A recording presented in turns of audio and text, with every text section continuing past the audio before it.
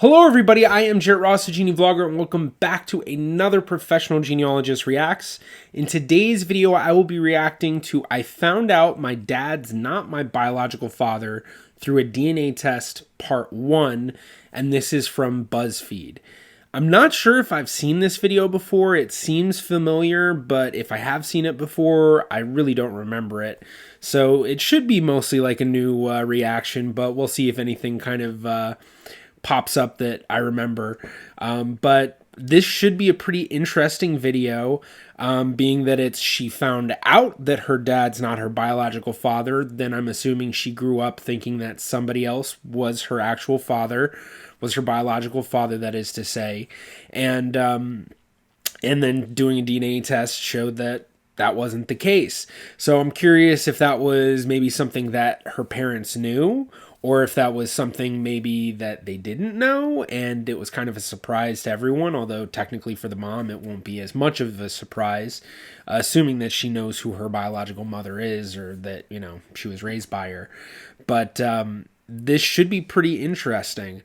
This type of thing actually happens decently often. I mean, it's not like the most common thing ever, but, you know, a lot of people will take DNA tests and then find out that their father really isn't their father. So hopefully she finds out who her actual biological father is. There are 3 parts to this. So this one's 10 minutes long, and I think all of the other ones were about the same length.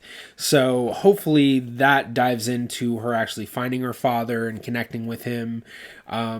But we'll have to see. This type of thing is often referred to as an NPE, a non-paternity event, although that usually doesn't just refer to non-paternal, like male. It also refers to when, you know, someone thinks, you know, a woman is their mother, grandmother, whoever, and then it turns out that they weren't. But before we jump in, please be sure to give this video a thumbs up. It really does help me out. As well, click that subscribe button and be sure to click the bell for notifications on future videos. But with that all said, let's go ahead and start watching. So I wanted to do a DNA test just to find out more about my ancestry. I was interested in the science behind it all. Little did I know, it was going to completely change my world. And anyone who is thinking about doing a DNA test, I should say real quick that, you know, be open-minded to what you may find out. You could find out that what you've thought your entire life is completely wrong. So if you're going to do a DNA test and you don't think you could handle finding out something like that, then it might not be the best choice for you. So just something to keep in mind.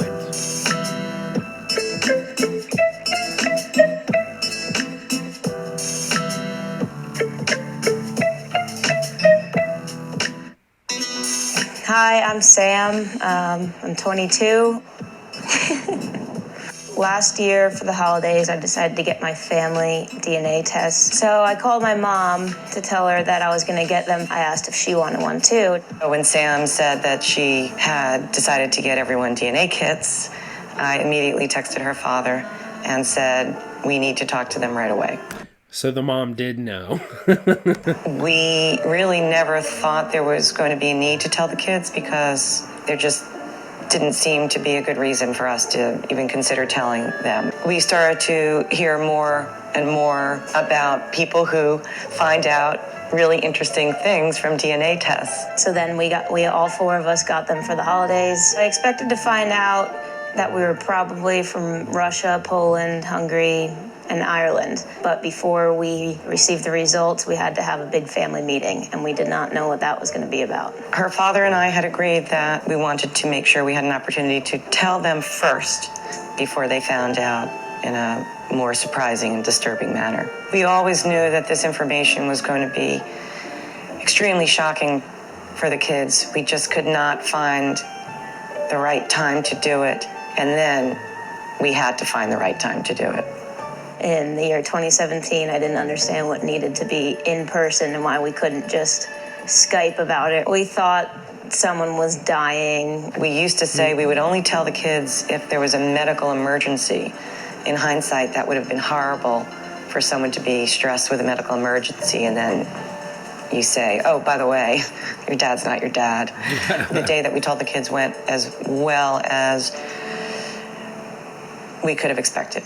After 21 years, I had just learned that my father was not my genetic biological father, which just threw me for a loop, just based on how similar we are. I started just thinking about nature versus nurture. When he and my mom were trying to have kids, they learned that he had a low sperm count and they couldn't get pregnant. My doctor said, listen, I'd recommend that you go the donor route. You know, what's important is that you have a child. So we went and we got a bunch of faxes from the lab. We found a profile because my ex-husband is 100% Irish as far as we know. It did say that the donor was German Irish, and German was the first word used. I really thought that the results of that DNA test would show to the kids that there was a problem. Yeah, we just knew he looked more Eastern European Jewish than Irish Catholic. And so that was never in question. Maybe my brother got his straight hair or something from my dad, but never thought twice about it. If we never told the kids and then they found out, they would have thought I had a long-term affair with someone.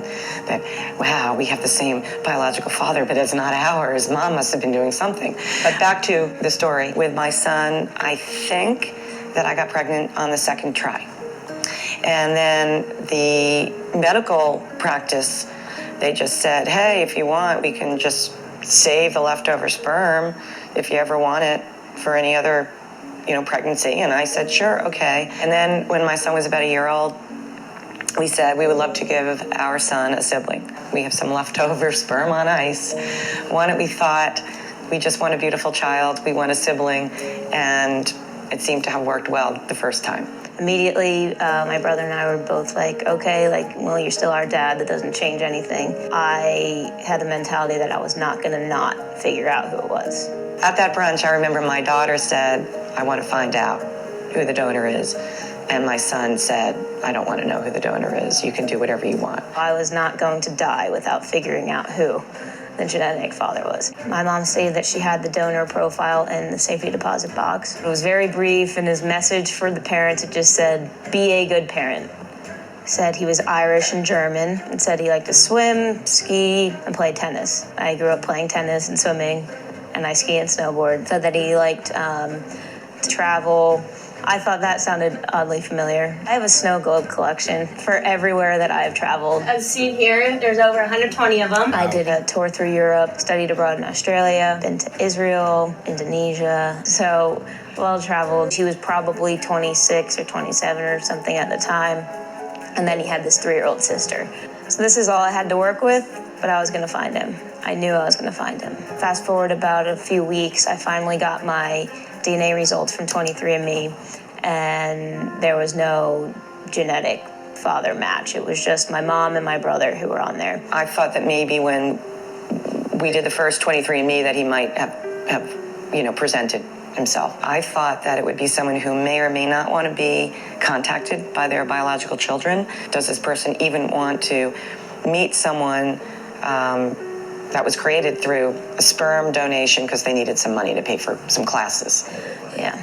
But there was one second to third cousin, and so I started to message her. I was looking for this family of 5 kids, 2 older brothers, 3 younger sisters. She responded, and she started to send me some family trees. And I just started scrolling through these massive family trees, and it was just a massive Catholic family where everyone had like 10 kids. So these were like 200-page documents looking for this set of 5 siblings. There was no luck there. So I also contacted the sperm bank. They couldn't reveal his identity, obviously, but they could tell me that there are a total of 8 pregnancies from this donor. I have potentially 6 or more half-siblings, genetic half-siblings. I'm hoping to, eventually find as many of them as I can. For those who are the offspring of people who use sperm donation, there are actual websites for people to connect with either their donor or with their half-siblings. And there's this whole massive network of people. And years ago, I was lucky enough to take an advanced genetic genealogy course taught by C.C. Moore. And one of the other people in the class, Stephanie Talley, she was donor conceived, and she had done a lot of work in terms of working with others who were donor conceived and finding their donors and in creating these different networks. And for anybody out there who, is donor conceived, you can connect with all of these other people, whether or not you find your actual biological half siblings or your biological father. That's, you're not quite sure. It might take some time, but at the very least, there's this massive community that you can connect into, and you will be dealing with people who have gone through very similar, feelings and emotions that you have, as they've also been donor conceived. So, just something that I thought would be interesting to mention, just because I'm sure there are people watching this who are donor conceived or may find out that they are, and really just, they don't know where to go, where to turn. Kind of hit this dead end, and then I knew that Ancestry DNA had a bigger database of DNA relatives. Ancestry has the biggest database of people, and a lot of genealogists will suggest, if you want to do DNA testing, they'll suggest do it at Ancestry. Then you can upload it to GEDmatch and Family Tree DNA, MyHeritage, Living DNA.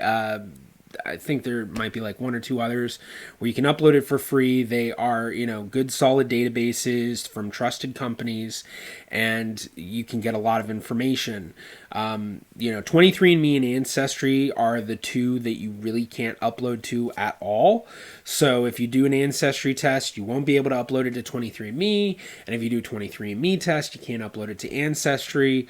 So if you're trying to decide between Ancestry and 23andMe, I personally would say Ancestry, just because that's geared a lot more towards actually being able to find your biological family and searching for family.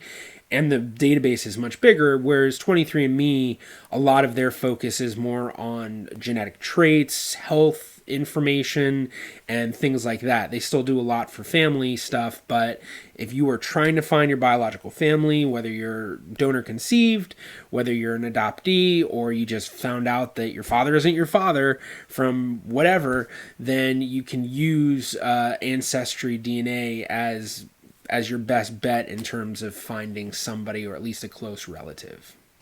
So I ordered the Ancestry DNA test, got the results, and once again, no match for the genetic father. So then I kind of just dropped it for a while. I was about to go graduate from college and then start my first real job, and it kind of got put on the back burner. But then a new second cousin popped up, and she said that she would ask her family if they knew anything. In reality, she did know who it was, but she wanted to check first. She then messages her mom, the donor's sister. So the sister then calls her brother, the donor, and he picks up the phone in the operating room at the time. Yeah. She tells him that there's this genetic offspring, or this genetic kid trying to find him.